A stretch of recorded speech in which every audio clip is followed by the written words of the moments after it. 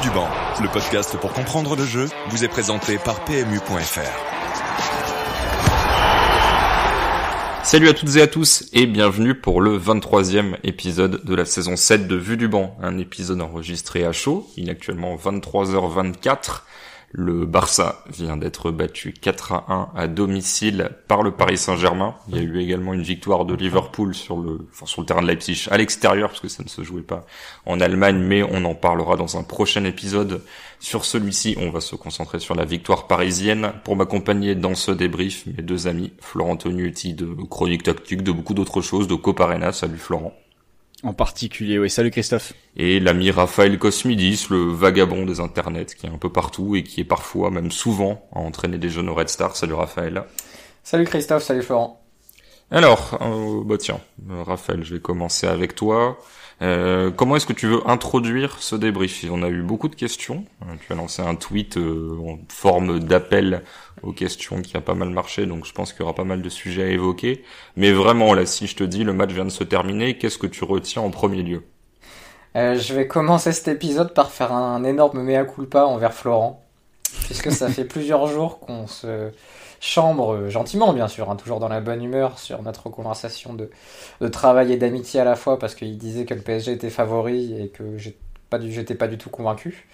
Donc à chaque fois qu'on apprenait quelque chose sur le Paris ou qu'on voyait quelque chose de positif sur le Barça ces derniers jours, je lui disais alors toujours favori Paris. Et puis pendant le match évidemment ça s'est inversé. Donc voilà, il avait raison. Il y a eu un bel écart entre les deux équipes. Et c'est vrai qu'on est souvent d'accord en fait sur les choses, mais quand on n'est pas d'accord, il y a toujours un qui finit par avoir tort ou avoir raison. Et là je suis l'idiot de l'histoire. Alors, merci pour ce petit passage idiot de l'histoire. Petit point feuille de match, fiche technique. Victoire 4-1, donc ouverture du score barcelonaise, Messi sur penalty à la 27e.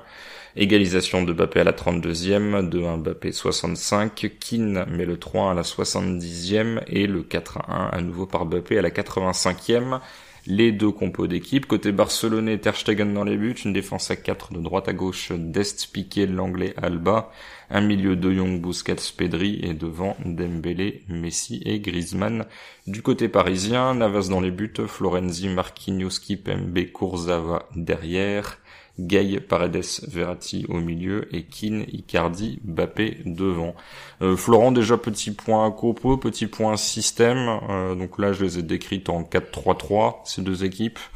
Qu'est-ce que tu peux dire vraiment sur le positionnement, parce qu'on sait que c'est quelque chose qui, alors selon les équipes ça varie, mais qui peut pas mal évoluer selon les phases off, phases défensives, selon la volonté de certaines équipes. Qu'est-ce que vraiment sur cet aspect micro-tactique tu peux dire ? Oui, on a eu un 4-3-3 des deux côtés. Il y avait beaucoup de débats autour du positionnement de Verratti qui était annoncé numéro 10, et en vérité on l'a eu dans sa zone quasiment habituelle, souvent à décrocher pour se retrouver à côté de Paredes et de Gay, que ce soit d'ailleurs avec et sans ballon. Sans ballon, il est parfois sorti à hauteur d'Icardi, notamment en première mi-temps. En deuxième mi-temps, c'est un 4-3-3 beaucoup plus clair, beaucoup plus dessiné, avec Keane et Mbappé dans les demi-espaces pour cadrer le porteur qui pouvait s'avancer dans cet espace-là. Et ensuite, on avait la ligne de 3 un peu plus basse pour bloquer notamment Pedri qui avait eu des ballons à exploiter dans le demi-espace gauche. Mais globalement pas de surprise d'un côté comme de l'autre, quoi. La seule petite surprise peut-être à signaler côté PSG, mais on va, je pense, revenir plus en détail dessus après, c'est le positionnement de Mbappé, qui sur les derniers matchs de championnat, on l'avait vu pas mal sur l'extérieur, sur l'aile gauche. Et là, sur ce match, il a joué beaucoup plus intérieur, laissant justement le couloir à Kurzawa.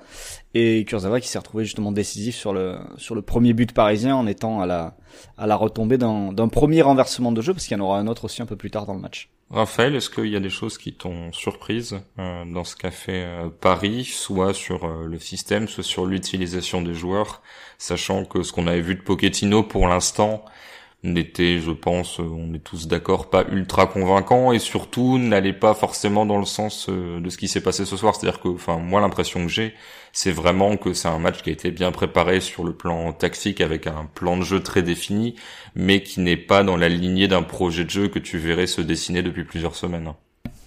Non, rien qui m'a surpris, je suis assez d'accord avec toi. En fait, c'est-à-dire que c'est pas dans la lignée de ce qui a été fait, mais c'est en même temps ce qu'on attendait de Pochettino.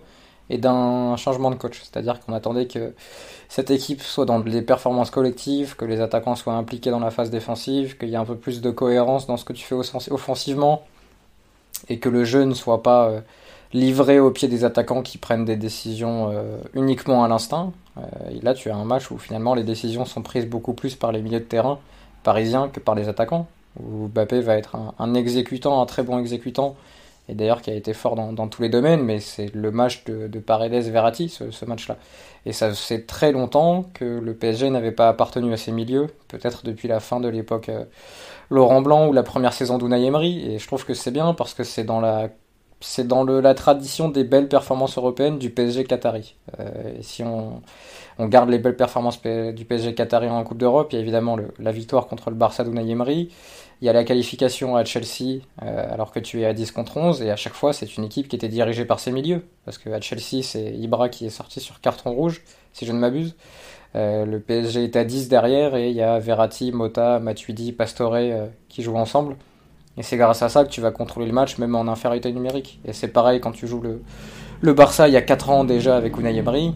Le match aller, c'est le match du milieu tournant, notamment entre Rabiot et Verratti, qui ne sont ni 6 ni 8, et qui vont cesser de permuter.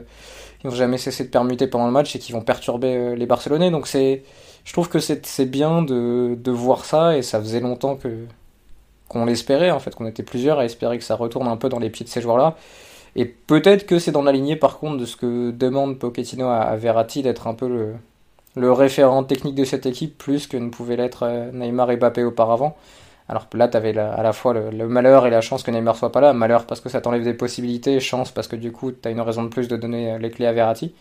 Mais là-dessus, très satisfait. Florent, avant d'entrer dans le détail notamment des individualités, donc Raphaël l'a rappelé en début d'émission, tu étais assez pessimiste pour le Barça, que tu voyais relativement faible sur pas mal de secteurs. Est-ce que les faiblesses barcelonaises se sont confirmées pile là où tu les attendais, ou est-ce que tu as vu d'autres choses qui n'étaient pas forcément mises en valeur par certains adversaires être vraiment révélées ce soir? À vrai dire, il y avait les deux gros points sur lesquels je voyais le Barça très faible. C'était d'abord les transitions défensives. Et finalement, je me suis dit pendant la majeure partie du match, sauf à la fin où ils finissent par prendre une transition, mais bon, t'es à 3-1, t'essaies de pousser pour revenir, tu prends une transition à la 85e. Je pensais que le Barça souffrirait plus tôt sur ces séquences-là. Même si c'est vrai qu'au bout de 50 secondes de jeu, il y a un premier ballon en profondeur avec le PSG qui se sort de la pression.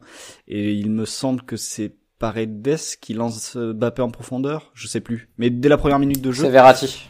C'est Verratti ? Ouais. D'accord. Bon, Verratti. Mais en gros, mes deux inquiétudes pour le Barça, c'était ça. C'était leur capacité à presser à la perte le PSG pour éviter d'encaisser des transitions. En l'occurrence, Paris a été très fort sous pression dans ses 30 mètres. À part une perte de balle de Gueye en début de match sur un pressing de Pedri, j'ai pas retenu d'autres pertes de balles très dangereuses des Parisiens, même s'il y a Navas qui fait oui. qui fait n'importe quoi en fin de match face à Griezmann. Et l'autre vrai problème en fait pour moi, c'était leur vrai souci à résister à des temps faibles. C'est-à-dire que si Pedri et De Jong ne défendent pas en avançant, cette équipe-là n'a aucun moyen de récupérer un ballon autre qu'attendre la faute de l'adversaire ou la prise de risque qui ne passe pas. Et ça pour moi c'était vraiment problématique, et je l'avais vu, enfin c'était remarquable sur le match face au FC Séville. Une fois que Séville mettait le Barça dans son camp, le Barça ne donnait l'impression que de patienter en attendant de pouvoir récupérer le ballon, plutôt que d'être actif et d'amener le Barça dans une zone qui allait lui permettre de le récupérer. Et ça, je me disais que face au PSG, qui peut garder la balle, qui a déjà montré sous Tuchel notamment, qui avait fait d'excellents matchs de gestion, où ils prenaient vraiment leur temps avec le ballon, afin d'éviter justement les pièges que pouvaient poser des adversaires comme Leipzig, comme l'Atalanta. Donc de garder la balle. Et c'est surtout sur ces points-là que je me disais que le Barça allait avoir du mal.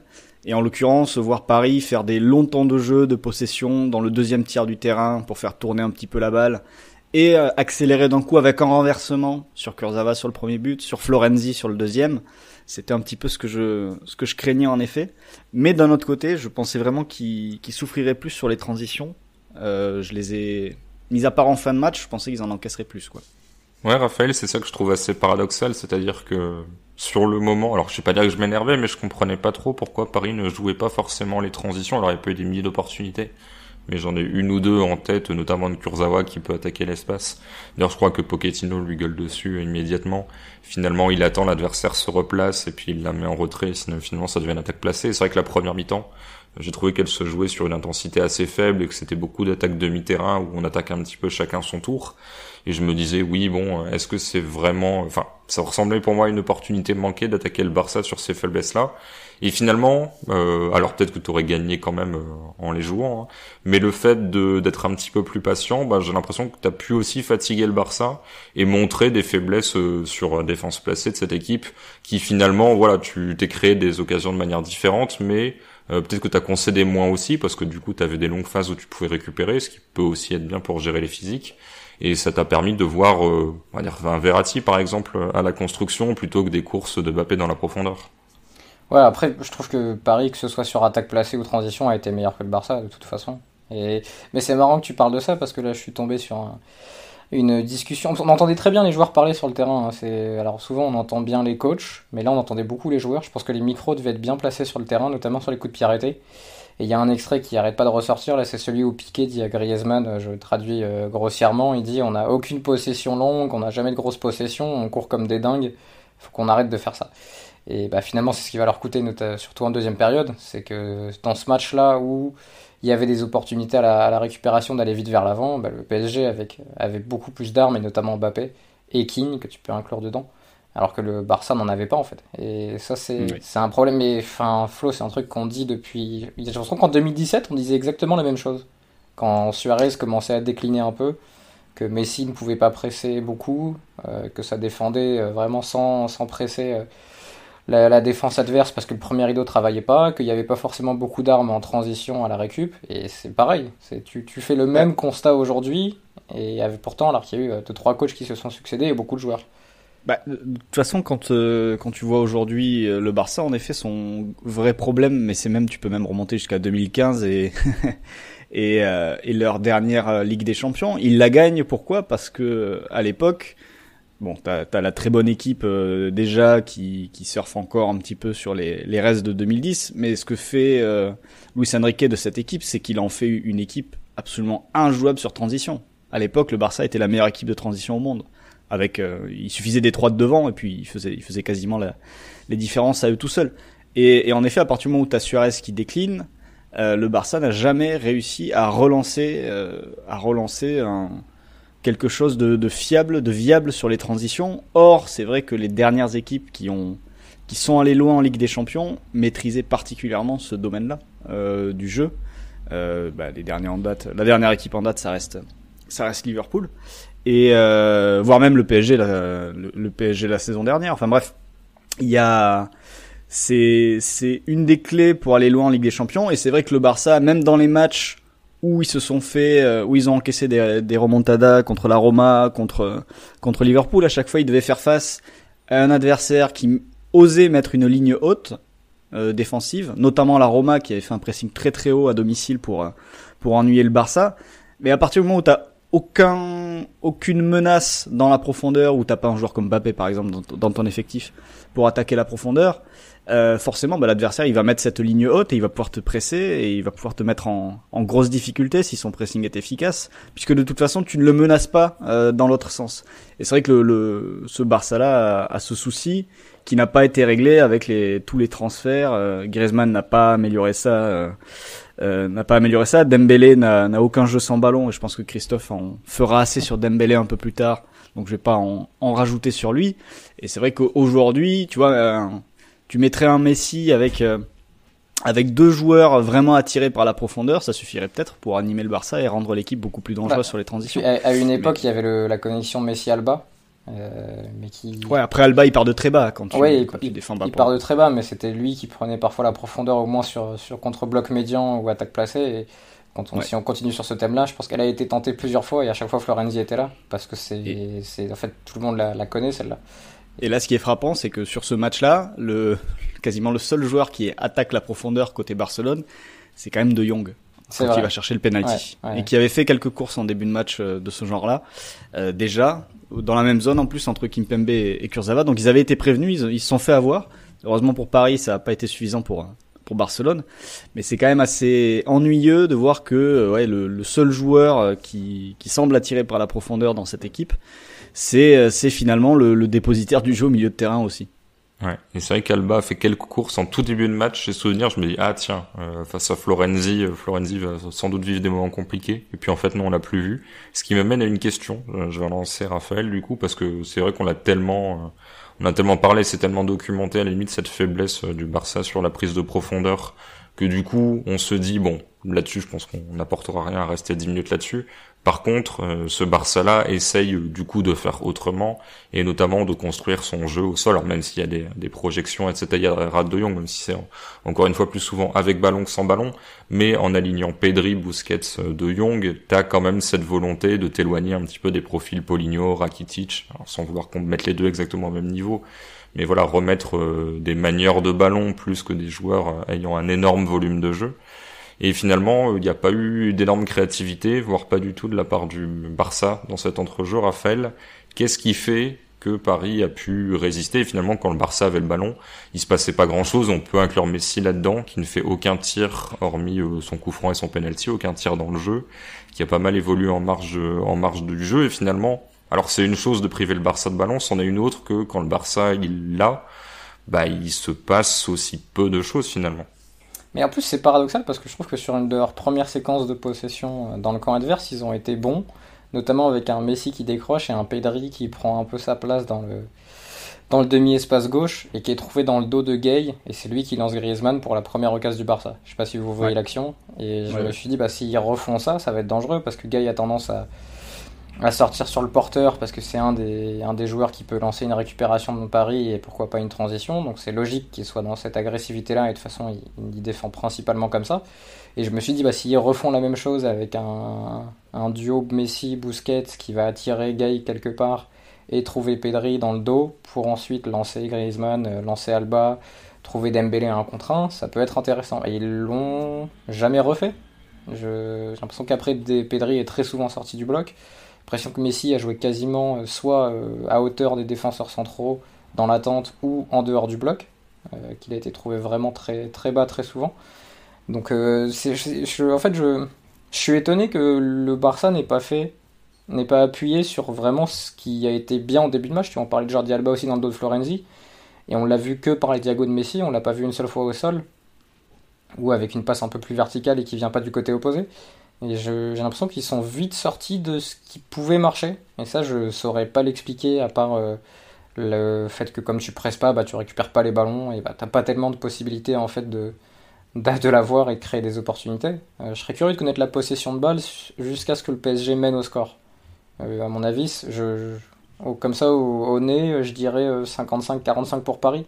Quelque chose comme ça. J'ai l'impression que les séquences de possession de Paris duraient plus longtemps que le Barça et surtout étaient moins mis en danger que l'inverse. Alors du coup il n'y a pas eu de cas gay du côté du Barça où tu t'es dit peut-être qu'il va sortir avant la mi-temps, mais ça a été une donnée aussi, et je sais pas, c'est assez curieux. Je trouve que par exemple le match de Pedri est un peu bizarre. Il est trouvé au départ dans les bonnes zones et puis on le trouve plus du tout.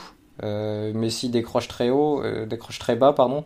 Je sais pas, c'est vraiment, on revoyait les séquences du Barça qui posaient problème il y a 1 an et demi, 1 an, et qu'on pensait un peu résolu ces derniers temps avec la nouvelle responsabilité de Jong sans ballon, avec Pedri, avec Messi qui arrivait à se connecter à ces deux-là, avec un Griezmann qui s'intégrait, et en fait tout ça s'est un peu effondré face au PSG ce soir.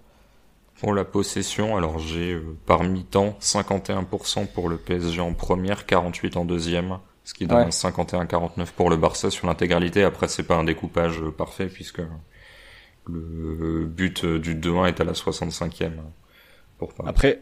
Après au 2-1, au but du 2-1, on est à 50,1 pour le Barça, 49,9 pour le PSG. Mais ça revient un petit peu à la question en fait, c'est pas forcément ce qu'a fait le Barça avec 50,1% de possession, c'est ce qu'a laissé faire le Barça au PSG avec 49,9%, je pense, l'histoire du match. C'est-à-dire que Paris était beaucoup mieux armé pour résister à des temps de possession longs du Barça, que ne l'était le Barça pour résister au PSG, quoi, tout simplement. Et c'est vrai que par rapport à ce que tu disais, Raphaël, sur le fait de trouver Pedri entre les lignes en première mi-temps dans le demi-espace que devait garder Gay, je trouve qu'il y a quelque chose qui a plutôt bien fonctionné. Alors faudrait que je revoie exactement le match. Mais il me semble qu'il y a vraiment un ajustement intéressant côté parisien, c'est que en première mi-temps, ça ressemblait vraiment à une sorte de 4-4-2, 4-5-1 en phase défensive, selon la hauteur de Verratti, tout simplement. Soit il rentrait dans le milieu, soit il restait un peu plus haut à hauteur d'Icardi. Et j'ai eu l'impression en deuxième mi-temps de voir un PSG vraiment dans un 4-3-3 avec Kean et Mbappé dans les demi-espaces et ensuite Herrera, Paredes, Verratti qui formaient vraiment une ligne dans l'axe. Et le fait d'avoir ces deux joueurs quasiment dans le demi-espace sur des hauteurs différentes, exemple Kean, Herrera, ça permettait à Kean de cadrer un porteur qui pourrait s'avancer, tandis que Herrera restait sur Pedri, alors qu'en première mi-temps, Kean défendait plus côté, et du coup, Gay se retrouvait soit entre Pedri dans son dos, et le fait de sortir sur le porteur. D'où le fait d'avoir laissé parfois des espaces, je pense, au milieu du Barça. Florent, c'est vrai que je suis d'accord avec toi sur le fait que finalement ce qui raconte le plus ce match, c'est ce qu'a fait Paris avec le ballon. Mais j'ai quand même envie de conclure un petit peu ce volet Barça avec ballon et donc Paris sans ballon. Parce que c'est vrai qu'en voyant la compo, on s'est posé la question de 7+3, des choses comme ça. Et c'est vrai que Paris peut avoir cette habitude d'être coupé en deux. Et quand en plus tu regardes les profils de certains joueurs, typiquement Paredes fait le job, mais c'est pas non plus la pointe basse la plus fiable du monde sans ballon. C'est-à-dire si tu lui laisses un peu trop de zones à couvrir, soit ça va être compliqué dans la mobilité, soit il va faire des fautes en se jetant un petit peu trop. Verratti peut avoir cette tendance à se jeter un petit peu. Enfin bref. Si en plus tu rajoutes les deux latéraux qui sont pas forcément les plus fiables, et finalement, alors ok, le Barça a des limites, mais malgré tout, Paris concède très peu, et je trouve ça assez intéressant pour la suite, parce que même face à les adversaires, enfin en gros je me dis, le Barça, alors peut-être avec Neymar, en tout cas Paris avec Neymar, mais en tout cas le Paris de certaines saisons précédentes, même face à ce Barça-là, aurait pu concéder beaucoup plus de choses. Donc est-ce que pour toi c'est du boulot défensif de Kylian Mbappé ? Est-ce que c'est le fait que le Barça attaque tellement lentement que finalement tu peux jouer en bloc médian sans forcément avoir à défendre plus que ça, tu tiens juste ta position? Qu'est-ce qui fait que Paris donne l'impression d'être en bloc et pas coupé en deux? Déjà le fait que toute l'équipe était impliquée défensivement, c'est vrai que comme tu le disais, quand tu voyais la compo, tu pouvais imaginer 7+3, etc. Mais malgré tout, alors évidemment il y a le fait que le Barça n'attaquait pas en effet à un tempo très très élevé. Du coup, ça laissait le temps en fait aux attaquants de, on va dire, la balle les dépassait un petit peu. Et tu sais, ils ont cette habitude où ils déconnectent une fois que la balle est passée et a quitté leur zone. Mais là, il y avait ce côté, je vais quand même faire l'effort pour revenir. Et c'est vrai que plusieurs fois, Kean a plutôt bien bloqué son couloir côté Alba. Ça s'est plutôt bien passé, même s'il n'était pas forcément que face à Alba. C'était pas du 1 contre 1 évidemment. Mais c'est vrai que les deux plus inquiétants, à mes yeux, c'était Icardi et Mbappé.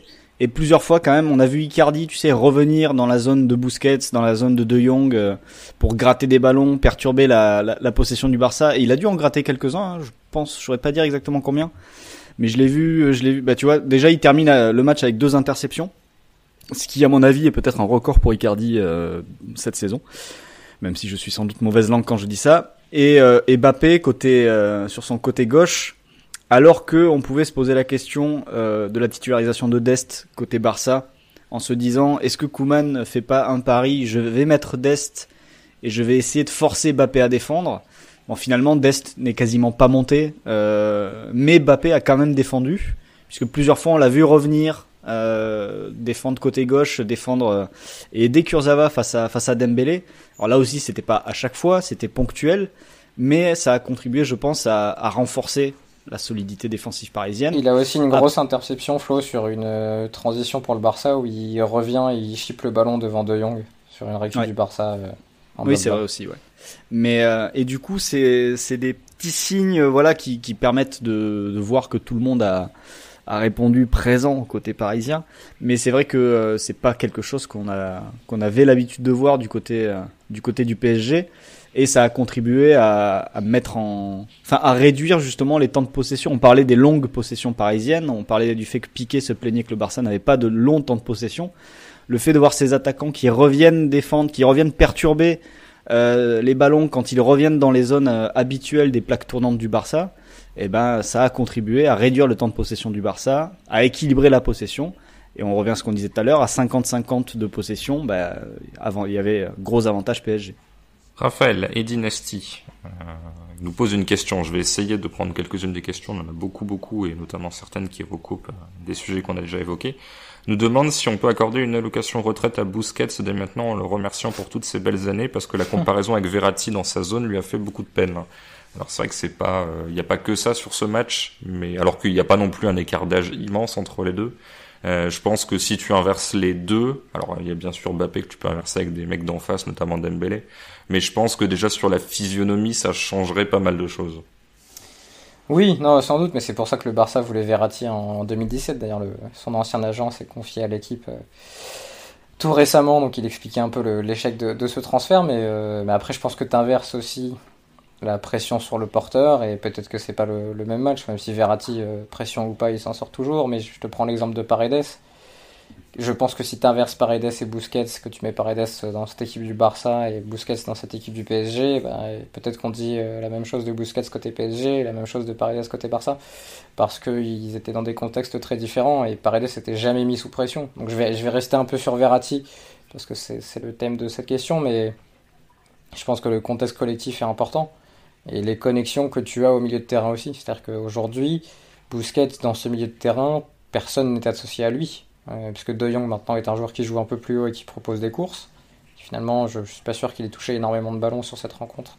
Ou en tout cas, pas énormément en combinant avec Busquets. Et Pedri joue entre les lignes. Donc tu as un Busquets qui est un peu plus bas, un peu seul, mais ici qui va parfois venir décrocher à côté de lui, mais t'as pas d'association comme il pouvait avoir au Barça avant avec Xavi, ou en sélection avec Xabi Alonso. Du côté de Paredes, tu avais quand même cette association avec Verratti. Et je pense que Verratti disait récemment que Paredes lui rappelait un peu Mota sous certains aspects. Alors Paredes n'est pas du même niveau que le grand Mota qui, je pense, avait beaucoup plus de variété dans son jeu et pouvait alterner jeu court, jeu long mieux que Paredes ne le fait. Si Paredes a d'autres armes, notamment sur frappe lointaine ou corner ou coup franc lointain comme il l'a fait.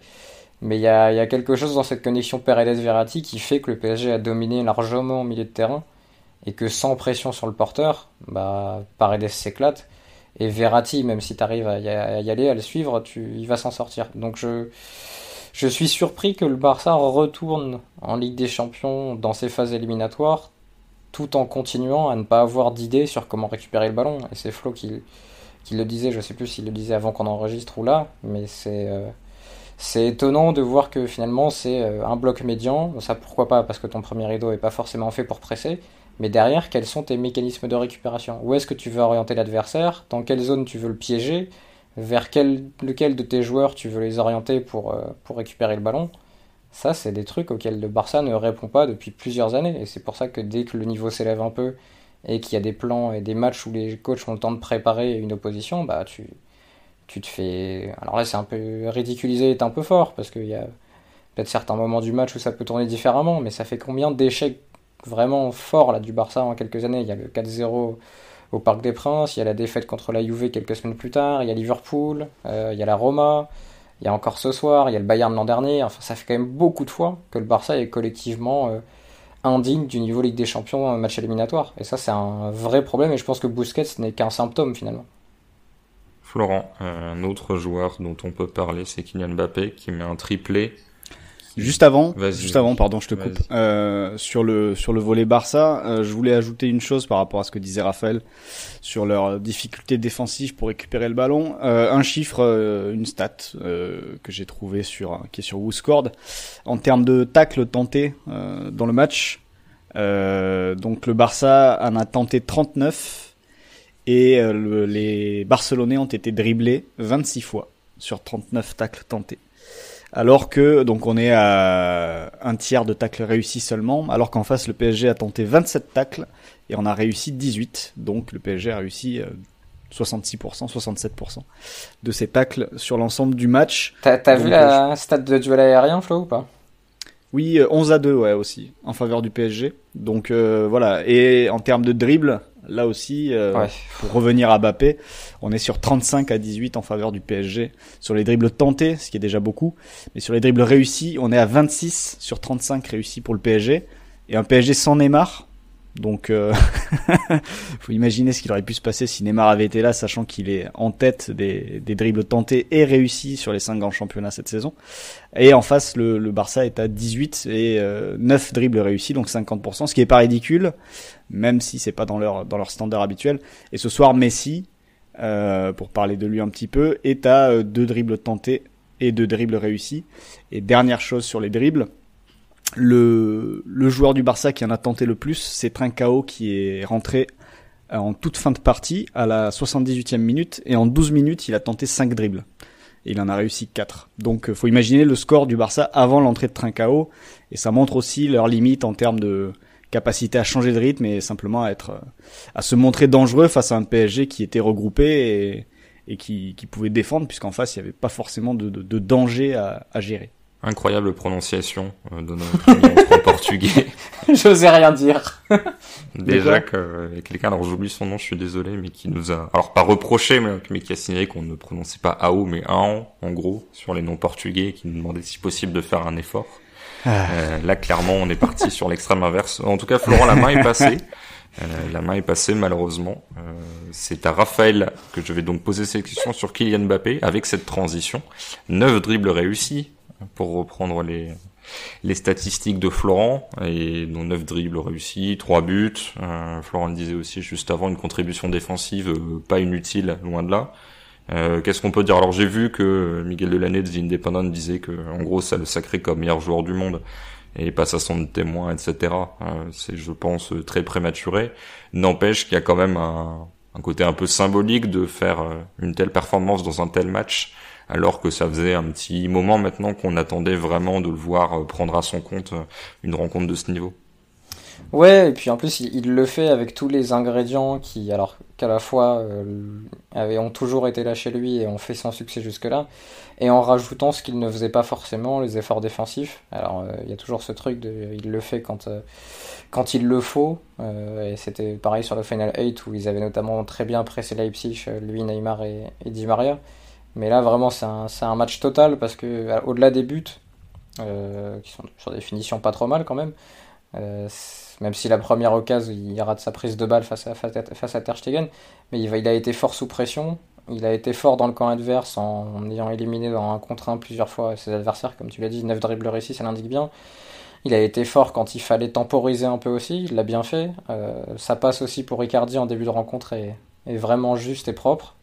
Alors il a peut-être un peu trop levé, ce qui complique la finition pour Icardi, et c'est pour ça qu'il a peut-être du mal à enchaîner pied gauche, mais ça a été un match hyper complet, et en partant de cette aile gauche où il peut attaquer la profondeur, venir intérieur, et il peut aussi repiquer et aller percuter. Et ça c'est intéressant, et en même temps tu te demandes comment ça se déroule, comment ça s'organise quand Neymar revient, parce que là c'est vraiment sur un match qu'on le voit à ce niveau-là cette saison, mais on en revient à cette question, comment les associer tous les deux, tout en gardant la même implication défensive collective, et en permettant aux deux de s'exprimer pas comme ils le voudraient, parce que quand ils s'expriment comme ils le voudraient, parfois c'est frustrant, mais comme il est le mieux pour le Paris Saint-Germain. Et là, le fait que Mbappé soit là et toute la liberté offensive dans ses choix, de venir intérieur, de coller le couloir, et surtout d'avoir cette moitié gauche de terrain où Neymar aime bien s'exprimer, ça lui a fait beaucoup de bien. Moi, je me rappelle de l'époque où Emery le mettait à droite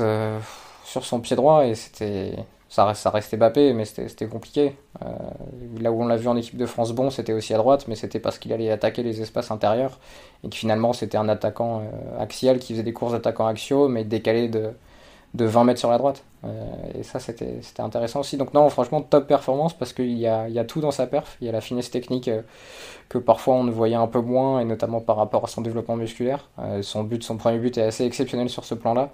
Donc il y a 4 occasions créées. Enfin, je pense que c'est sa meilleure performance européenne avec le PSG d'assez loin, et elle est à la bagarre avec ses meilleures performances monégasques, sachant qu'il avait là plus de responsabilités qu'à Monaco, parce qu'à Monaco, c'était pas lui qui amenait le ballon dans la surface ou qui allait éliminer en 1 contre 1, c'était d'autres, et il était là dans la profondeur. Là c'est encore plus complet. Florent, forcément, alors on est obligé de dire tout ce qui est bon dans cette performance-là, mais on doit quand même se projeter parce que mine de rien, on n'est que sur un 8e de finale aller, que Neymar va revenir. Alors ça m'embête un petit peu de poser cette question-là, mais qu'est-ce qui, dans la perf de ce soir, peut être reproduit avec Neymar à ses côtés? Est-ce que c'est destiné à être un peu un truc hors du temps parce que c'est dans une configuration particulière?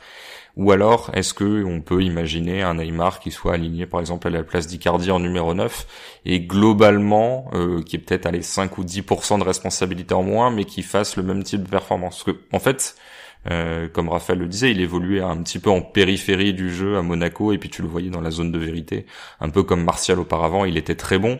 Là, tu vois que finalement, tu peux faire reposer toute une partie du jeu sur lui, alors évidemment derrière Verratti, mais voilà, ça lui va bien d'être responsabilisé dans cette équipe. Or, tu mettras jamais totalement Neymar en périphérie. Du coup, comment est-ce qu'on peut imaginer la suite, sachant que là, c'est une forme d'acte de candidature de Mbappé qui derrière va dire, écoute, moi aussi, je peux être mis un peu au centre du projet et porter cette équipe.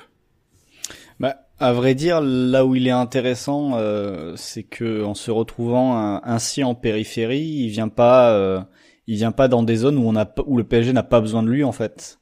Et c'est vrai que le Barça, c'est vrai qu'aujourd'hui le PSG n'avait pas besoin de Neymar. D'ailleurs, ça s'est fini à 4-1. Mais tu vois, dans les zones où je vais y arriver, dans les zones où a été touché Icardi assez régulièrement, ce sont des zones où tu pouvais imaginer un Neymar en faux neuf qui décroche un peu, récupère la balle de haut jeu, parvient à se retourner, ce qu'on n'a pas forcément réussi à faire Icardi, et pourrait lancer des mecs comme Mbappé à gauche, comme Keane à droite, dans la profondeur. Et je pense que le chemin le plus logique ce serait celui-là, pour garder cette menace dans la profondeur qu'a été Mbappé pendant tout le match, qui était intérieur sur les phases d'attaque placées pour laisser le couloir à Kurzawa, et qui était plus extérieur, un peu plus au large, pour être une menace sur les sorties de balle quand le Barça était un peu haut et qu'il fallait mettre en difficulté Dest. Et je pense que cette chose-là, Pochettino va essayer va vouloir la conserver. Et je pense en effet que par rapport à Icardi, au poids qu'il a sur le match, etc., on peut tout à fait imaginer un Neymar qui rentrerait dans cette position, qu'il a déjà occupé avec le PSG, notamment lors du Final 8.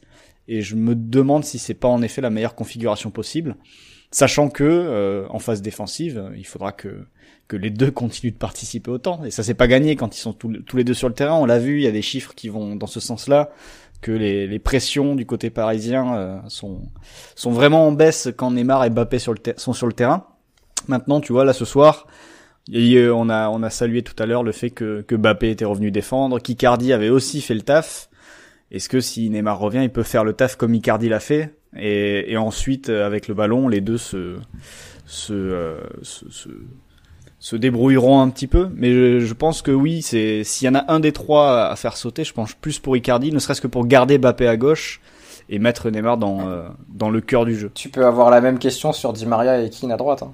C'est en termes d'implication défensive actuelle, parce que Di Maria était un gros bosseur, l'est plus forcément, et reste à savoir s'il peut l'être encore. Mais pareil, c'est par rapport à comment tu veux jouer aussi, Keane t'apporte pas mal dans le fait d'apporter de la profondeur, notamment quand Mbappé joue un peu plus bas, ou arrive à garder le ballon de haut jeu, un aspect sur lequel il a été très bon sur ce match-là, et notamment quand Paris récupérait assez bas, allait s'appuyer sur lui, et il arrivait à sortir de la pression, et pourquoi pas trouver un milieu face au jeu. Ça, c'est un truc qu'il a très bien fait. De toute façon, c'est une des clés de ce match-là aussi, c'est-à-dire que on n'est pas encore entré dans le détail sur l'intensité, mais les seuls moments où il y avait de l'intensité dans ce match, c'était au niveau du pressing à la perte, d'un côté comme de l'autre, surtout côté Barça, ils n'avaient que ça pour essayer de récupérer les ballons rapidement. Et c'est vrai que les Parisiens ont été très bons, et dès le début de match, tout à l'heure je parlais du seul échec peut-être, c'est celui de Gueye face à Pedri, qui perd un ballon dans son camp, qui fait faute derrière et qui prend son carton là-dessus d'ailleurs, il me semble, son premier carton jaune. Mais c'est vrai qu'au-delà de ça, dès les premières minutes de jeu, t'as vu des Parisiens qui réussissaient à sortir assez facilement de la pression, soit via Keane, soit via Mbappé en effet qui a gardé plusieurs ballons, soit Verratti, soit Paredes. Et ça, rien que ça, en imaginant un Neymar qui soit touché à la place d'Icardi, je suis sûr que Paris aurait pu faire beaucoup plus mal. Justement, on parlait des transitions. Si tu mets un Neymar à la place d'Icardi ce soir, je pense que Paris a des occasions en transition beaucoup plus rapidement. Après, t'as la question des choix de passe et de la façon de concevoir le jeu collectif qui ne pose pas problème quand c'est Icardi qui dévie en une touche et tu te demandes comment Neymar jouera les mêmes situations, tu vois. C'est ça mais si la déviation d'Icardi en une touche se transforme par Neymar qui se retourne et réussit à lancer en 2 touches de balle ou 3 en profondeur, je pense que tu gagnes au change. Oui, ça c'est le scénario idéal, ça. Faut pas que ce soit 8 touches, évidemment. Raphaël, pour conclure sur ce sujet Mbappé, même si rien ne vous empêchera, hein, c'est votre émission aussi d'y revenir par la suite. Philippe Etchamendi nous demande qui peut donner un argument pour justifier l'absence de Mingueza côté droit. Koeman s'est-il fait manger le cerveau par Piqué? On a aussi Alexis Boisselier qui nous dit est-ce que ce Barça qui était déséquilibré n'était pas l'adversaire parfait pour le PSG parce que les défenseurs étaient abandonnés? Et du coup, question qui en découle, à quel point le fait d'affronter Dest peut, on va dire, rendre Mbappé meilleur qu'il n'est véritablement sur ce match-là? Est-ce que pour toi, on met à peu près n'importe qui en face de lui, il se passe la même chose? Ou alors, il faut, pas enlever, mais voilà, c'est un peu comme la correction que tu fais sur certaines performances en Eredivisie. Il faut enlever 10% un petit peu de la perf de beaucoup d'offensifs parisiens parce qu'ils sont arrivés face à des joueurs qui étaient à court de rythme comme Dest ou Piqué ou un peu cramés. Alors déjà, petit moment de panique quand t'as dit Philippe Etché, parce que j'ai cru que t'allais finir par Philippe Etché Best, et qu'il allait me crier dessus, à me demander plus de peps dans mes interventions. Non, j'ai vraiment eu très peur, parce qu'il n'y a pas beaucoup de gens qui s'appellent Philippe Etché quelque chose, qui n'est pas Best. Non, mais je sais pas. En fait, quel latéral droit du Barça aurait pu faire mieux que Dest, concrètement? Oui, c'est là que c'est compliqué. C'est-à-dire que Mingueza, c'est quand même un profil qui est à la fois un peu bâtard entre latéral et central, et sur son entrée, il n'est pas miraculeux face à Mbappé. Sergi Roberto, je sais même pas s'il est encore en vie en fait. Il est blessé, donc il est vivant, mais il est pas sur les terrains, quoi. Est-ce qu'il aurait fait mieux? Peut-être. Peut-être qu'il aurait défendu avec... alors pas beaucoup de mieux sur le plan athlétique, mais peut-être un peu plus de justesse et d'intelligence que Dest ne l'a fait, qui s'est fait avoir plusieurs fois. Mais voilà, à partir du moment où tu es en 1 contre 1 contre Mbappé et que tu regardes l'effectif du Barça, en fait il aurait fallu qu'Alba défende de l'autre côté. Il aurait au moins pu rivaliser sur la vitesse. Il l'a fait un peu contre Keane, mais sinon je vois pas qui aurait pu mieux défendre. La question que je me posais, notamment par rapport à ce qu'avait écrit Florent sur son analyse du Barça sur un site, un média qui s'appelle Coparena, vous avez peut-être entendu parler, c'était sur Araujo, qui a beaucoup de qualités athlétiques et techniques aussi, et qui aurait peut-être à la fois sur les coups de pied arrêtés et sur la gestion de la vitesse des attaquants parisiens mieux répondu que ne l'ont fait Langlais et Piqué dans leur forme actuelle. Ça, c'est un truc que je me pose, parce que par exemple, le moment où il n'y a pas but à la fin, mais où Mbappé dépasse Piqué qui essaye de lui arracher le maillot et qui après lance Icardi qui décale Moïse Kean, est-ce que Araujo gère mieux cette situation que Piqué? Je sais pas. Mais en fait, il y a tellement d'écart entre les deux équipes, à la fois sur collectivement et sur certains secteurs du jeu, dans les individualités, que je vois pas quel mec du banc du Barça aurait fait mieux, tu vois. Ou quelle situation du Barça aurait été mieux. Il aurait vraiment fallu qu'il soit à 65-70% de possession, qu'ils mettent le PSG dans leur camp, comme ils l'ont fait un peu en fin de match, mais le score était déjà fait. Ou à 2-1, quand Pjanic rentre. À un moment, il y a une séquence où ils sont dans le camp adverse et ils arrivent à mettre le PSG vraiment sur leur surface. Et là, tu peux presser à la perte parce que les 3 lignes du PSG vont être écrasées et que Mbappé est obligé soit d'être seul, soit de défendre très bas. Mais ils n'ont pas réussi à le faire finalement. Ils n'ont pas réussi à s'installer dans les 30 derniers mètres parisiens, à monter sur des longues séquences de possession comme l'a fait Piqué, et à agir sur le pressing à la perte. Et là, il faut qu'on reparle un peu de Verratti et Paredes. Parce que Paredes a été à la fois très bon dans l'interception, la lecture du jeu, et surtout la capacité à relancer proprement à la récup. Plusieurs fois il a trouvé Keane, plusieurs fois il a trouvé Icardi, plusieurs fois il a trouvé Mbappé, plusieurs fois il a trouvé Verratti à côté de lui aussi.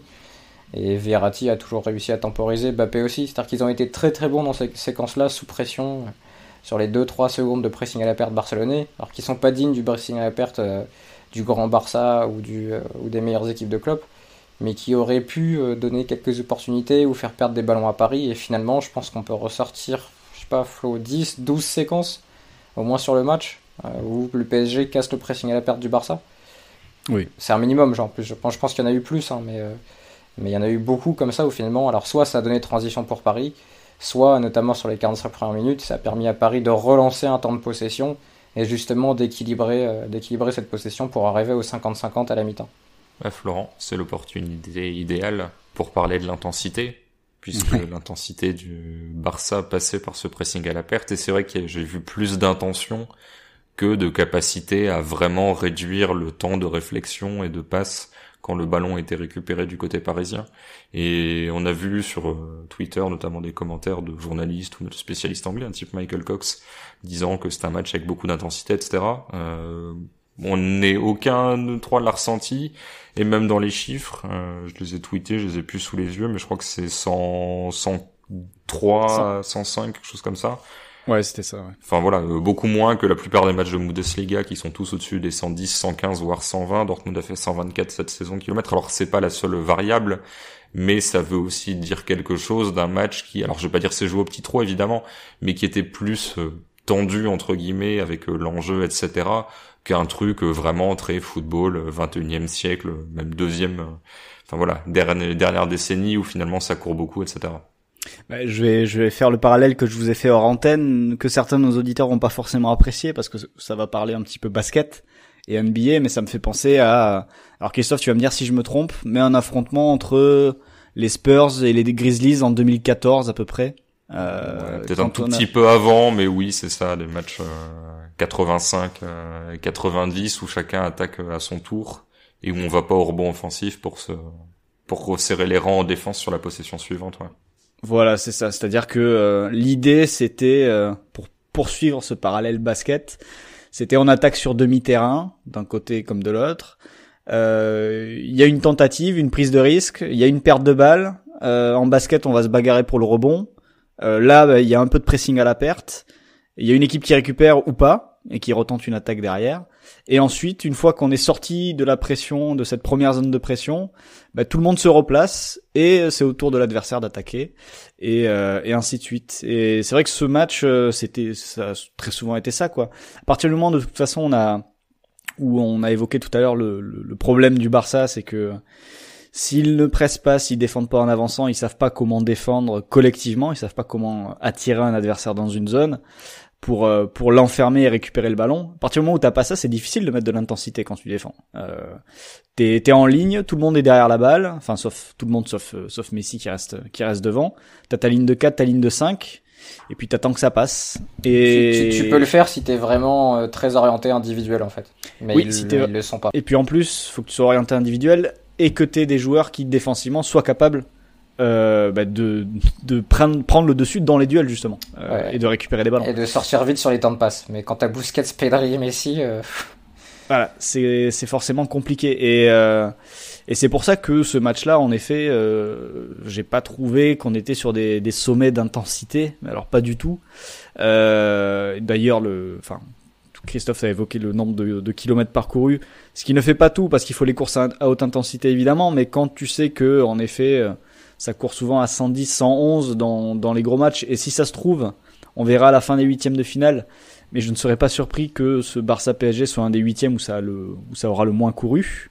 Je sais pas d'ailleurs où Leipzig, Liverpool, s'est terminé. Bah, je vais regarder ça, donc continue un petit peu ton développement. Ouais, ça serait intéressant de le trouver. Mais non, j'ai pas trouvé ce match très intense. Tendu, comme vous le disiez, et comme va le dire Raphaël, je pense, maintenant. Mais je vois pas l'intensité. Après, ça veut pas dire que c'était un match de inintéressant ou de faible niveau, parce que techniquement, il y avait des choses intéressantes des deux côtés, particulièrement évidemment côté parisien, on l'a déjà évoqué. Mais je dirais pas que l'intensité était le maître mot de ce match. Pas du tout. Non, loin de là même. Je pense qu'il y avait, je pense que c'est une petite confusion entre l'intensité et la tension.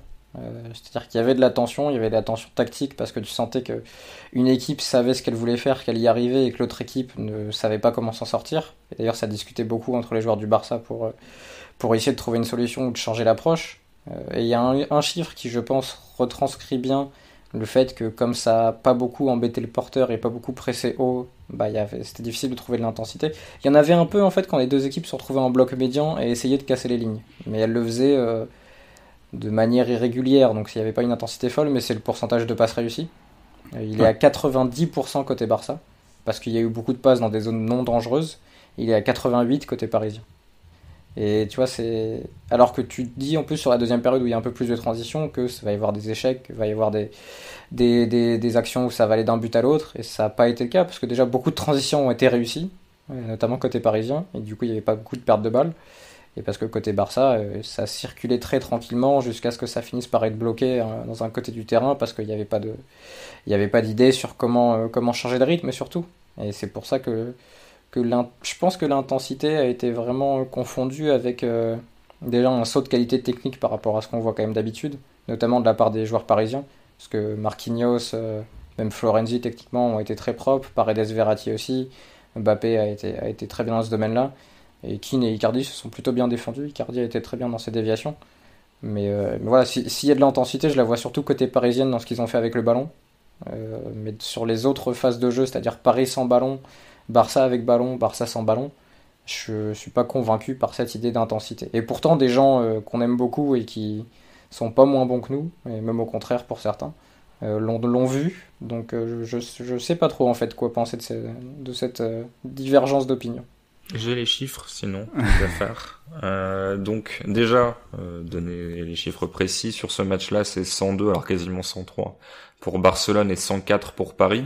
Ou en plus, alors là, on s'est rendu compte que ça allait un petit peu plus vite en seconde qu'en première période. Et c'est vrai qu'en première, Barcelone est à 49 et Paris à 50. Et ça monte à 53 et 54 en seconde période. Donc les chiffres de la première mi-temps sont quand même extrêmement faibles. C'est-à-dire quasiment personne n'est sous les 100, quoi. En Europe, même les petites équipes. D'ailleurs, certaines petites équipes type Bielefeld explosent les compteurs chaque semaine. Donc voilà. Et si on compare avec Leipzig-Liverpool, donc encore une fois, je répète, les deux là sont sous les 105. C'est 112 pour Leipzig. Non, c'est même plus, c'est 118 pardon pour Leipzig ou non 116. Je suis désolé, je refais. C'est 116 pour Leipzig et 114 pour Liverpool parce qu'il y a plein de colonnes, il y a les moyennes, les records de la saison, etc. Donc voilà. Et pareil pour les pourcentages de passes réussies. Tu disais qu'en gros les deux équipes étaient à 90%. Raphaël sur le match Leipzig-Liverpool. Donc 78% pour Leipzig, 83% pour Liverpool.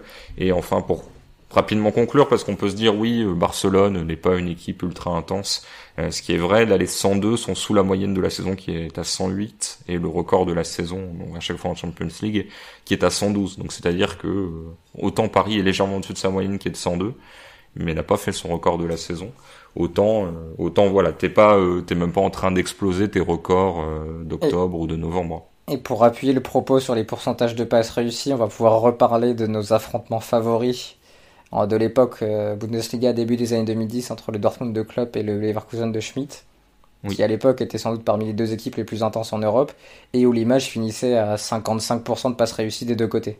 Parce que les mecs se rentraient tellement dedans et se chassaient tellement sur le terrain que franchement c'était ignoble. Et je sais qu'on en parle une fois par an, mais on avait vu des matchs, Christophe, à l'époque où on écrivait les cartons notamment. Je crois qu'on avait écrit là-dessus en disant ouais ok, on arrive vraiment à un point d'intensité de pressing où c'est fascinant, mais c'est pas beau en fait, c'est trop. D'ailleurs ça s'est calmé un peu depuis cette époque. Je pense que le foot a atteint un pic à cette époque-là de pressing d'intensité et c'est redescendu un peu, et notamment avec le Covid. Et puis c'est vrai que j'ai souvenir aussi de matchs Pochettino, Guardiola sur les Tottenham City où pareil, ça essaie de relancer sous pression face à du marquage individuel et du pressing de barbare. Et en gros tu disais si on arrive à en sortir, on a une énorme occasion, 50 mètres exploité et un 3 contre 3, sauf que jamais personne n'arrivait à en sortir. Du coup, ça donnait des configurations de matchs assez particulières. Là, moi, après c'est assez personnel, hein, mais je trouve que ça me manquait quand même d'intensité pour mon plaisir perso. L'habitude de voir sans doute des matchs de Bundesliga, notamment Leverkusen, qui court énormément, etc. Mais alors, je vais pas dire que je me suis ennuyé, hein, mais la première période, je trouvais ça extrêmement mou. Et ça me ramenait plus dans le football du début des années 2000, qui m'intéressait un petit peu moins. Bon, c'est encore une fois... Après, moi, j'ai trouvé ça plutôt plaisant quand même. Déjà parce qu'on a vu un PSG collectivement fort, ce qui est assez rare pour être apprécié quand ça arrive. Et parce qu'il y avait quand même des secteurs du jeu où la qualité des joueurs faisait qu'il y avait des trucs intéressants à voir. Enfin, c'est pas un match que j'ai... Peut-être que tu l'as trouvé mou, en effet, Christophe, je peux le comprendre. Mais moi, je l'ai trouvé plutôt sympa.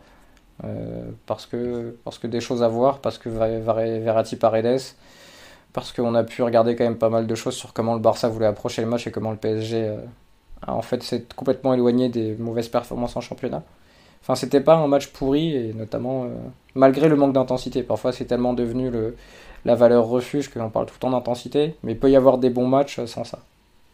Notons la question de Pipige qui nous demande si le PSG doit jouer sans Neymar pour espérer gagner la Ligue des Champions et qui ensuite nous dit que c'est une question provocante juste pour qu'on dise son pseudo à l'antenne. Donc voilà, c'est un bon move.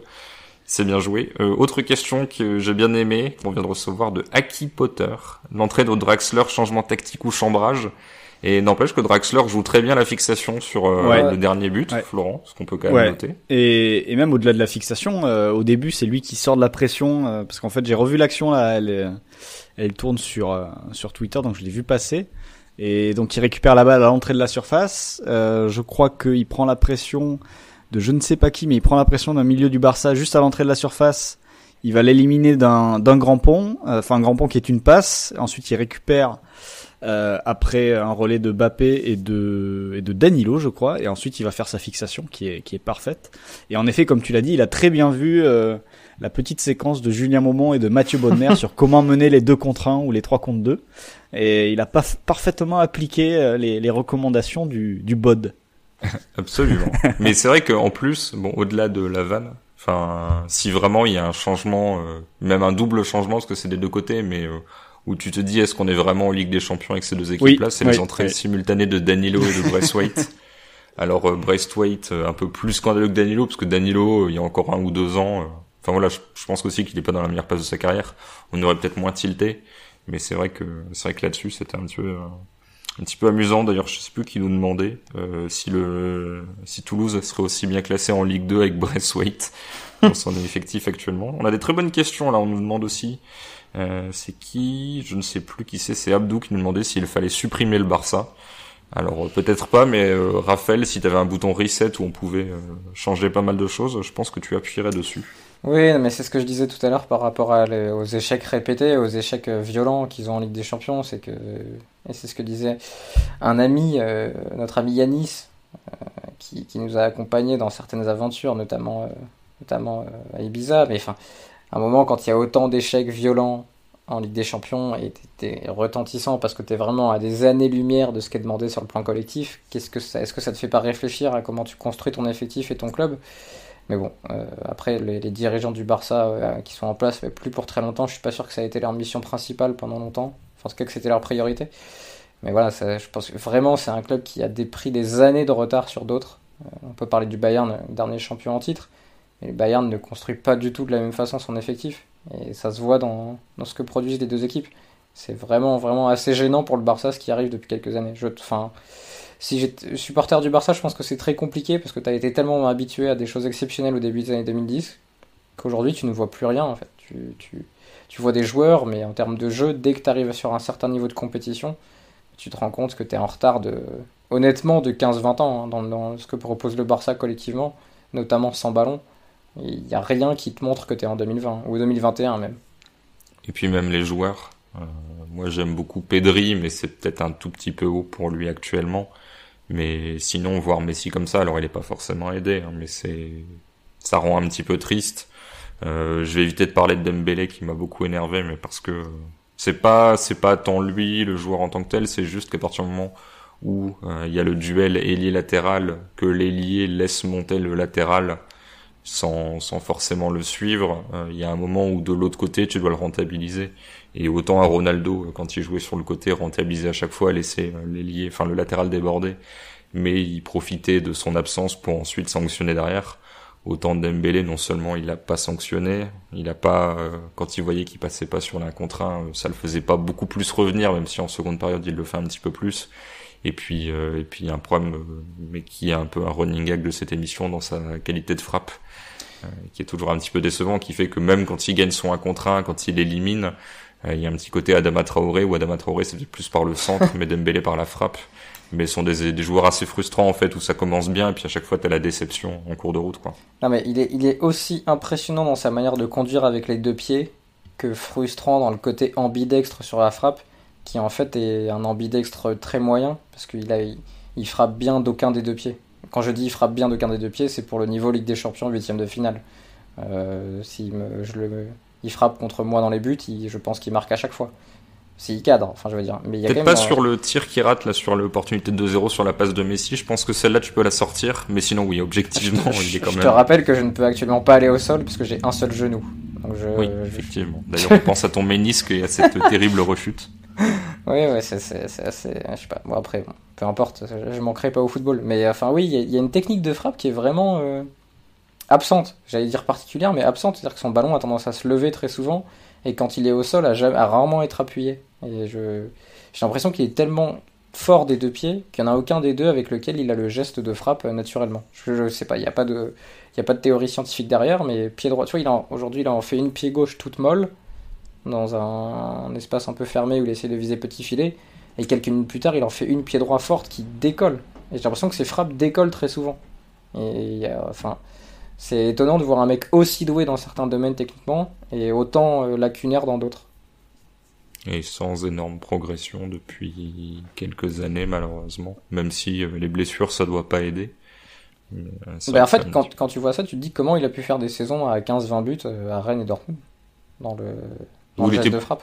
Plutôt efficace en plus. Enfin, dans mon souvenir, il n'avait pas non plus besoin de milliards d'occasions. Après, il était meilleur pour déborder, centrer, notamment pour Aubameyang, où il a pas mal gonflé les stats d'Aubameyang, que pour finir. Mais c'est vrai qu'à Rennes, je me souviens, il traversait le terrain, mais il finissait bien. Alors après, c'était peut-être pas le même type de frappe. Peut-être plus du 1 contre 1 où tu peux fixer que, en gros, je m'ouvre l'espace et je dois enchaîner, quoi. Je ne sais pas. Après 15-20 buts, faut pas exagérer. Oui, non, il les a jamais atteints. Il est à 12 buts en championnat sur sa première saison avec Rennes en 26 matchs. Oui, je pensais à cette saison-là, mais c'est vrai que depuis, il a jamais dépassé 8 en championnat. Alors que pourtant, il surperforme sur ses XG. Donc je sais pas, en fait. Enfin, il est pas... Tu vois, par exemple, la saison de Barcelone 2018-2019 où il fait 1700 minutes, il a 4,2 XG et 8 buts. Donc, je sais pas.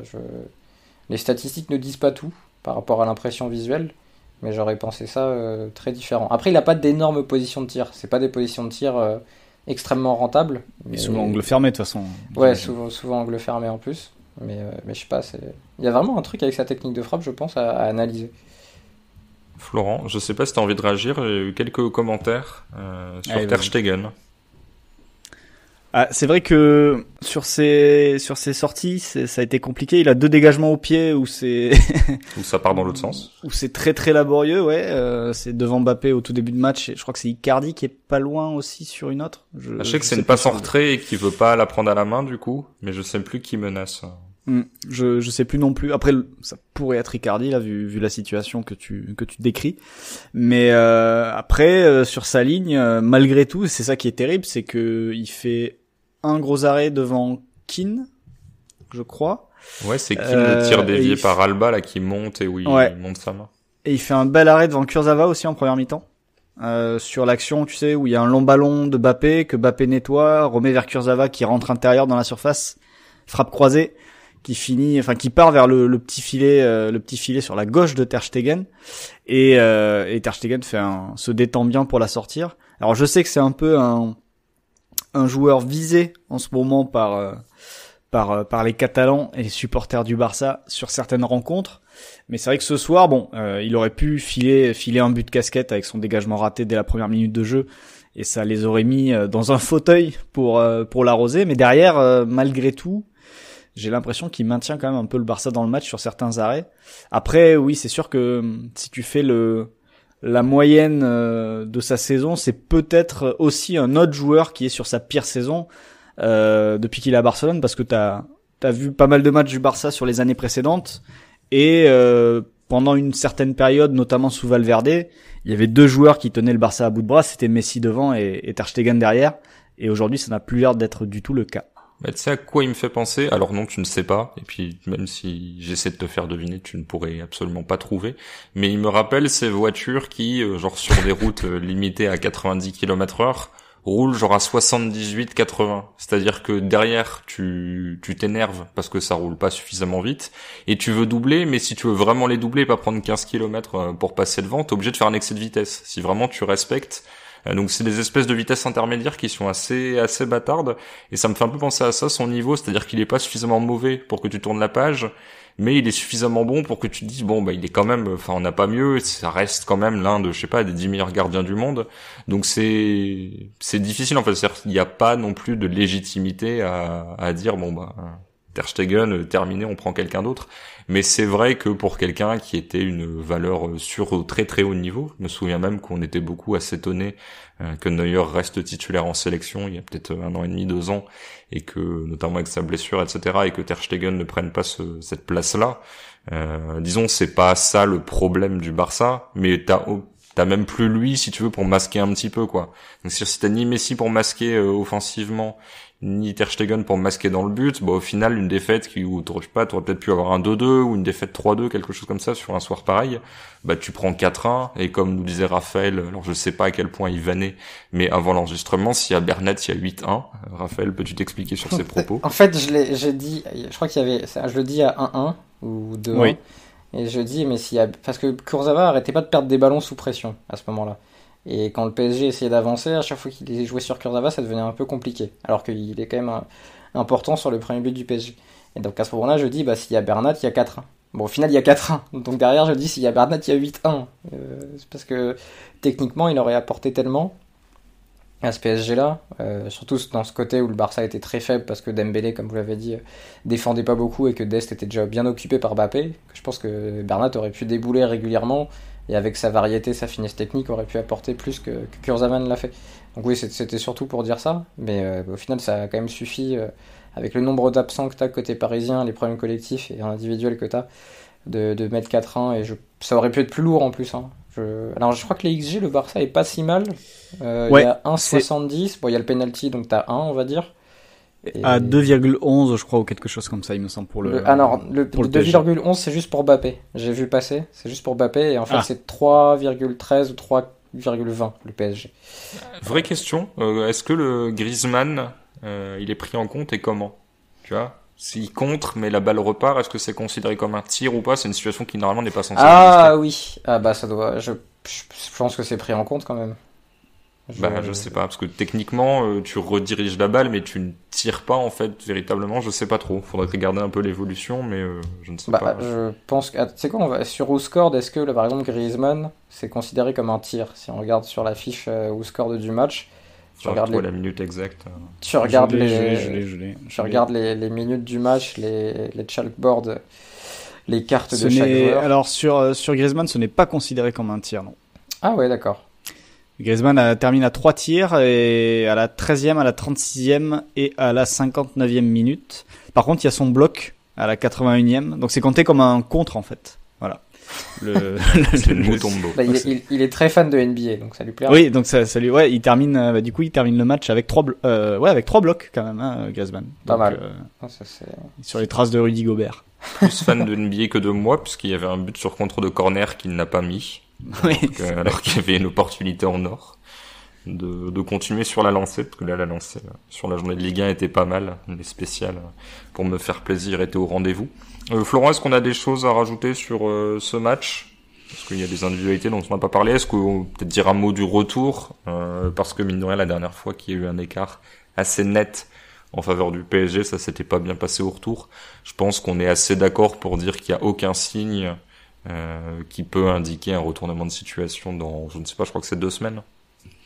Ouais, peut-être un peu plus d'ailleurs. 3, parce que c'est très étalé. Ouais. 3 peut-être. C'est le 10 mars. Ah bon, ouais, donc c'est ça. 3 semaines, ouais, du coup. Oui, disons que il faudrait beaucoup de nouveaux ingrédients côté barcelonais, et que le PSG en perde pas mal. Donc, ça risque d'être assez compliqué. À voir si le PSG récupère Neymar d'ici le match retour. Est-ce que le PSG a vraiment besoin de récupérer Neymar d'ici le match retour? C'est peut-être une question qu'ils vont aussi se poser. Il faut mieux le laisser au repos, je pense. Hein, ouais, par exemple. Jusqu'à juin, par exemple. Mais non, après, l'avantage pour toi, Christophe, c'est que bon, d'un autre côté, il y a 2-0 Liverpool dans l'autre match, mais tu vois, avec un tel score, on aurait pu faire un spécial Liverpool-Leipzig dans 3 semaines. et éviter de revoir le PSG. Mais là, bon, c'est vrai que vu les deux résultats, c'est vrai que le vu du banc post match retour de cette soirée-là de Ligue des Champions sera pas forcément un des vues du banc les plus à suspense a priori. Voilà. Et ne me lance pas sur Leipzig, je suis encore très énervé des 2 buts encaissés. Alors j'ai pas vu le match et on verra si je le revois, parce que forcément j'ai pas vu le match, là il est minuit donc on enregistre à chaud du premier, on n'a pas vu les deux en parallèle. Mais je verrai si je regarde ce match demain pour en parler dans l'épisode de jeudi soir, ou si je fais l'impasse, mais en tout cas je suis très énervé. Raphaël, est-ce que tu as quelque chose à rajouter avant que nous passions au pari ? Non, j'étais en train de relire mes notes et je pense qu'on a été complet. Juste, je finirai par un mot un peu plus passionné qu'analytique, parce qu'on a tendance à être très factuel dans Vue du banc et vraiment dans l'analyse, que bon, en tant qu'ancien supporter parisien, je vais continuer à dire ancien, pour pas retomber dans cette folie, ça fait plaisir de revoir une performance collective de cette équipe en Ligue des Champions. Vraiment. Et alors, je dis pas que d'un coup j'ai eu les papillons dans le ventre et que j'ai été ému, mais c'est toujours plus facile de soutenir et de vibrer pour une équipe quand elle cherche à faire des choses ensemble. C'est quand même le principe du football et des sports collectifs en général. Donc quand il y a quelque chose de collectif qui se dégage d'une équipe, ça fait plaisir. Et le fait de voir ça, après des performances en championnat très très moyennes et qui franchement donnaient pas envie d'allumer sa télé, c'était agréable.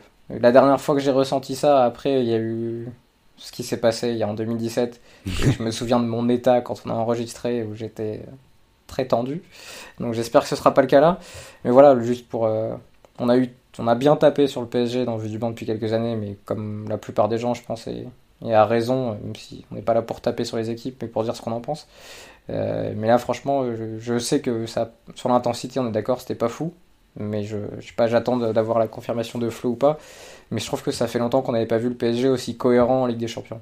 En fait, juste pour compléter sur la question de l'intensité, à partir du moment où l'adversaire n'en met pas, oui, et le Barça n'allait pas en mettre, si t'es capable d'être dangereux sans mettre d'intensité, c'est-à-dire sans être dépendant des récupérations de balles ou des transitions, est-ce que t'as vraiment besoin de mettre de l'intensité ?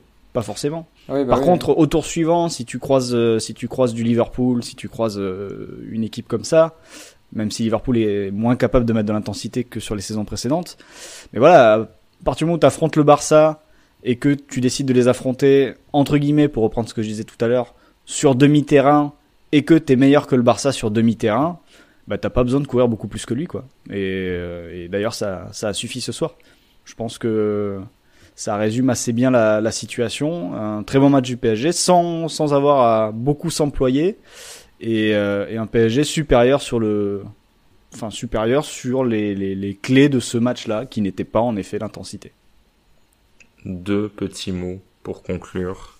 Le premier, répondre à une question de Malsain qui nous dit: quelle équipe le Barça aurait pu battre en 8e de finale? Ils sont faibles. Porto, je pense. Le reste, j'ai des doutes si les adversaires sont à leur meilleur niveau. Dortmund, ils sont quand même très moyens. Oui, Dortmund est très moyen, mais je pense que face à cette équipe-là, Erling Haaland peut marquer 5 buts.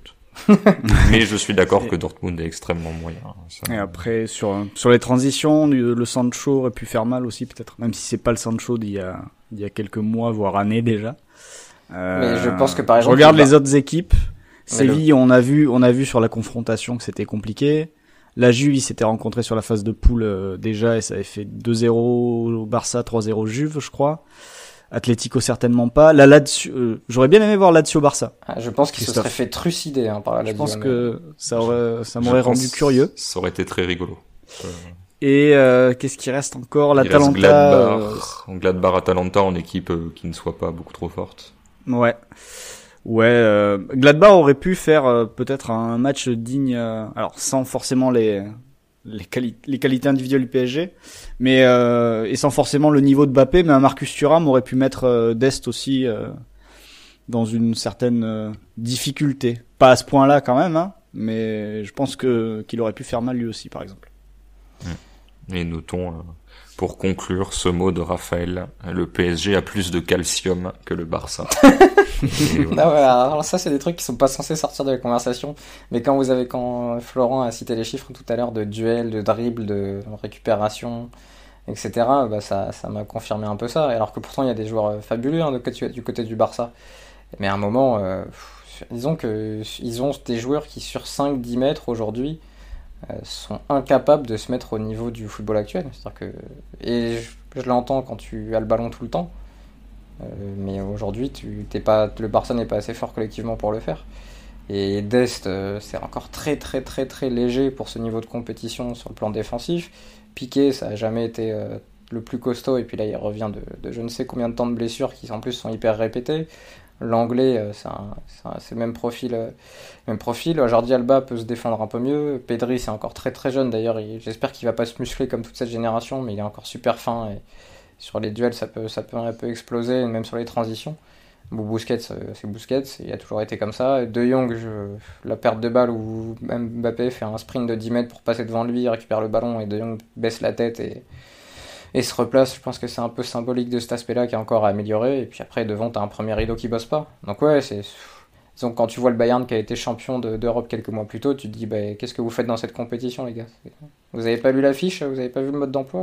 Ils ont pris 8-2 contre le Bayern. Hein. Oui, voilà, c'est vrai, j'avais oublié. Mais voilà, donc ça n'a pas changé en quelques mois. Merci Raphaël pour ces jolis mots de conclusion. On passe au pari avec notre partenaire PMU.fr.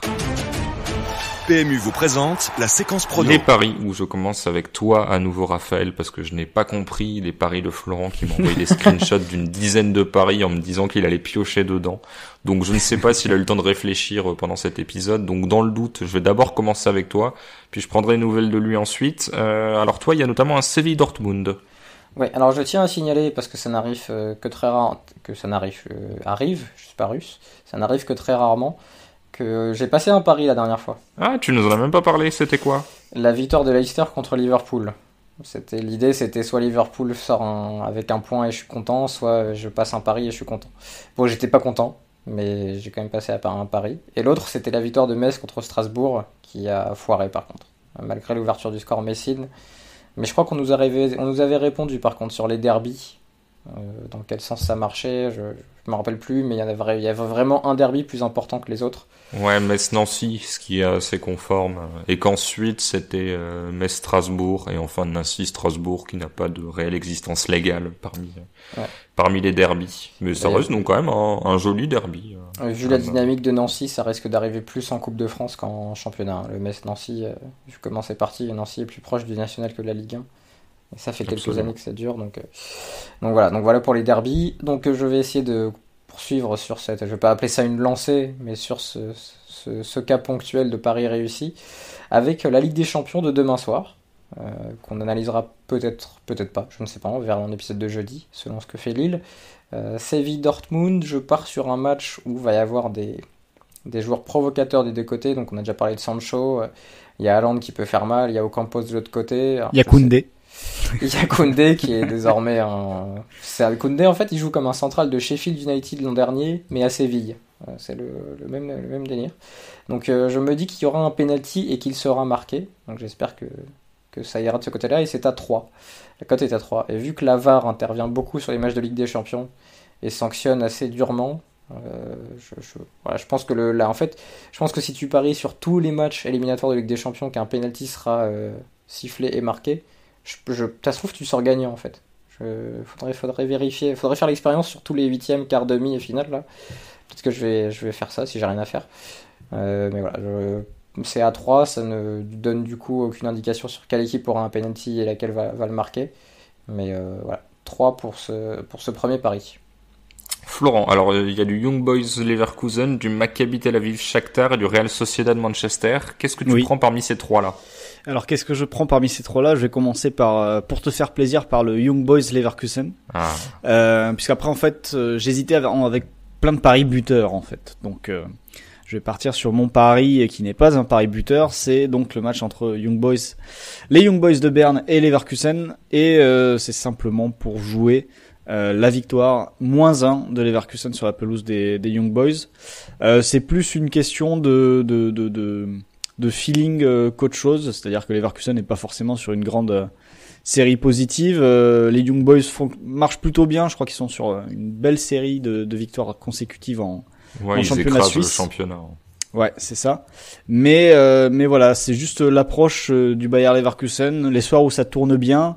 D'ailleurs, l'OGC Nice l'avait vécu lors de la phase de poule. Ça peut s'envoler très rapidement au niveau du tableau d'affichage. Et du coup, je table sur ça, tout simplement. Ils sont capables de ce genre de carton. Alors, je dis pas qu'ils vont mettre un carton, mais une victoire avec 2 buts d'écart me paraît quelque chose de jouable. De toute façon, sur les rencontres de Coupe d'Europe, je suis assez catastrophique. Mais disons que sur tous les matchs de ces 16e de finale de Ligue Europa, c'était celui qui m'inspirait le plus si je devais partir sur un succès -1, quoi. Voilà. Donc je suis parti sur ce Bayer Leverkusen qui va gagner avec 2 buts d'écart au moins sur la pelouse des Young Boys de Berne. Et le Bayer qui a réussi à ne pas battre Mayence en menant 2-0 à la 88e ce week-end, ce qui est assez terrible. Mayence qui en plus avant-dernier, où il y a un très bon Moussania qui était d'ailleurs, qu'il faut signaler, qui marque pas mal de buts et qui a fait une jolie passe décisive cachée alors que c'est un central. Raphaël, ton deuxième pari est un pari assez risqué sur le match entre Porto et la Juventus. Déjà j'ai failli bouder parce que cette méthode de couper les paris en deux là, de faire un ping-pong de paris, m'a surprise. M'a surpris même. Je suis encore un homme. Donc j'étais un peu perturbé. Non, Louis, Porto-Juve, qu'est-ce que je parie déjà ? Ah oui, Cristiano Ronaldo, 2 buts ou plus, à 7. Oui. Pourquoi ? Parce que Ronaldo n'en a jamais marre de marquer. Je crois qu'il est encore à 1 but par match ou mieux là cette saison. Je suis en train de vérifier ça, mais il est sur des bases encore folles. Donc il a 18 matchs de Serie A, dont une entrée en jeu, 16 buts, 3 passes D. Et en Ligue des Champions, il est à 4 matchs, 4 buts et une passe D. Donc il ralentit pas trop le rythme. Il a encore l'arme principale de la Juve. Il a toujours bien aimé marquer contre Porto. Parce qu'en tant qu'ancien du Sporting, évidemment, c'est assez agréable. Et je me rappelle notamment de buts fameux à l'époque de Manchester contre Porto. Porto qui est pas la plus faible équipe des 8e de finale. Ouais, je pense. En tout cas, ils sont assez loin du Sporting, même très loin du Sporting en championnat. Ce qui, même si le Sporting fait une belle saison, donne un indice, parce que d'habitude, Porto termine ses saisons avec genre 2 nuls de défaite, quoi. Et Porto qui défend donc avec Pep, qui est toujours là, avec Chancel Mbemba, qui est toujours là, je vais faire la vanne, parce que je ne reconnais pas son âge, et des latéraux, Manafa, Sanoussi, qui vont pas être des mecs qui vont bloquer Cristiano, notamment sur coup de pied arrêté, qui je pense sera une arme importante. Je me dis aussi que s'il y a un penalty, comme c'est souvent le cas en Ligue des Champions, ce sera lui pour le tirer. Donc le 2 buts ou plus à 7 me paraît pas scandaleux, comme on a l'habitude de dire. À noter que Porto joue désormais Felipe Anderson. Voilà, pour tous ceux qui, comme moi, avaient perdu sa trace. Et voilà des nouvelles de lui. Il n'est plus à West Ham. Choix de carrière discutable, et West Ham qui fait une belle saison. Florent, pour conclure avec toi, donc il y a les matchs que j'ai cités tout à l'heure que tu n'as pas encore pris, le Maccabi et la Real Sociedad, ou alors Brest-Lyon où tu m'as suggéré 4 buteurs différents, je crois, 3 ou 4. Ouais, du coup, je vais trancher, et en effet je vais partir sur Brest-Lyon, c'est le match de vendredi soir, le match de Ligue 1, pour jouer justement un buteur brestois, parce que Brest à domicile reste une équipe qui est capable d'embêter un peu tout le monde. Ils ont fait 0-0. Bon, ils ont fait 0-0. C'était à l'extérieur, c'était à Lille. Mais à domicile, ils ont très souvent marqué au moins une fois. Ils ont pas toujours gagné, mais ils ont toujours marqué. Ils sont sur une série de 1, 2, 3, 4, 5, 6. 6, ça continue, 7, 8. Et ben, ils ont beaucoup marqué à domicile. Ils sont sur une série de 8 matchs d'affilée où ils vont marquer au moins un but à la maison. La dernière fois qu'ils n'avaient pas marqué à domicile, c'était face à Strasbourg, et c'était le 25 octobre dernier, lorsqu'ils étaient dans une très mauvaise passe avec 3 défaites consécutives, et ils s'étaient réveillés par la suite avec une belle victoire face à Lille. Je sais pas si tu t'en souviens, Christophe, mais ils avaient fait une grosse première mi-temps notamment. Absolument. Christophe Galtier en parle chaque semaine en disant qu'il met ses joueurs en garde pour ne pas refaire le même début de match que face à Brest. C'est vraiment son instant X des débuts de match ratés. Et face à Lyon, je me dis que, en plus, face à une équipe de Lyon qui manque quand même de régularité, à la fois d'un match à l'autre, mais aussi de constance, dans un match, je me dis que Brest peut au moins marquer un but. Et du coup, parmi les buteurs, j'avais retenu Cardona, j'avais retenu Honora, j'avais retenu Steve Mounier, et je vais partir sur un Steve Mounier buteur, je pense. face à Je te demande d'être Lyonnais. sûr. Est-ce que tu penses ou est-ce que tu es sûr? Et je suis sûr. Steve Mounier, buteur à 4,60. C'est toujours intéressant d'aller voir, quand il y a des petites équipes qui peuvent marquer face à beaucoup plus fort, les cotes deviennent souvent très intéressantes. Et du coup, la cote Steve Mounier 4,60. Je donne la cote des deux autres, si ça intéresse les gens. Cardona est à 4,60 aussi et Franco Nora est à 5. Donc, mais je me dis qu'un Mounier qui peut mettre une tête, tu sais, sur une mauvaise sortie d'Anthony Lopez, comme il avait pu le faire contre Montpellier le week-end dernier. Pourquoi pas. Donc voilà, Steve Mounier buteur pour le Stade Brestois face à Lyon, c'est à 4,60. Et si vous êtes très joueur, vous pouvez jouer Jean Lucas qui est à 10, mais je suis pas sûr qu'il puisse jouer ce match de toute façon. Florent, petit quiz. Combien de duels aériens gagnés par match par Steve Mounier? Je vais te dire... Moi, j'aurais dit moins que Thomas Souček.